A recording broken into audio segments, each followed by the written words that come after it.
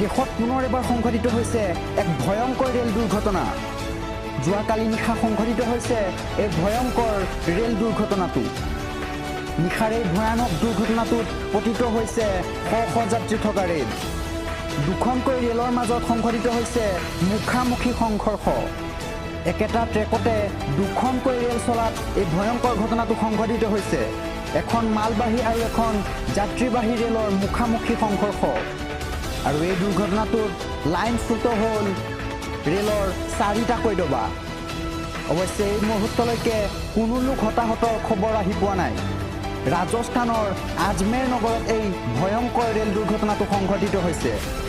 আমি আপোনালোকক জনাই আছোঁ, দেশত পুনৰ এবাৰ সংঘটিত হৈছে এক ভয়ানক ৰেল দুৰ্ঘটনা। এখন মালবাহী ৰেল আৰু এখন যাত্ৰীবাহী ৰেলৰ মুখামুখি সংঘৰ্ষৰ ফলতেই এই ভয়ংকৰ ৰেল দুৰ্ঘটনাটো সংঘটিত হৈছে। আৰু একেটা ৰেল ট্ৰেকতেই দুখনকৈ ৰেল চলাৰ বাবেই মুখামুখি সংঘৰ্ষৰ ফলত এই ভয়ংকৰ ঘটনাটো সংঘটিত হৈছে। দুখনকৈ ৰেলৰ মাজত মুখামুখি সংঘৰ্ষ। লগতে যিখন যাত্ৰীবাহী ৰেল আছিল সেই ৰেলখনত শতাধিক যাত্ৰী আছিল। লগতে একেটা ট্ৰেকতেই দুখনকৈ ৰেলৰ মুখামুখি সংঘৰ্ষ হৈছে, যাৰ ফলতেই এই ভয়ংকৰ ৰেল দুৰ্ঘটনাটো সংঘটিত হৈছে। আৰু বৰ্তমানলৈকে কোনো লোক হতাহতৰ খবৰ এই মুহূৰ্তলৈকে আহি পোৱা নাই। আৰু এই দুৰ্ঘটনাটোৰ ফলত ৰেলৰ 4টাকৈ ডবা লাইনচ্যুত হৈছে।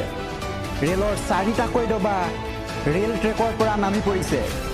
আৰু এই ভয়ংকৰ ৰেল দুৰ্ঘটনাটো ৰাজস্থানৰ আজমেৰ নগৰত সংঘটিত হৈছে।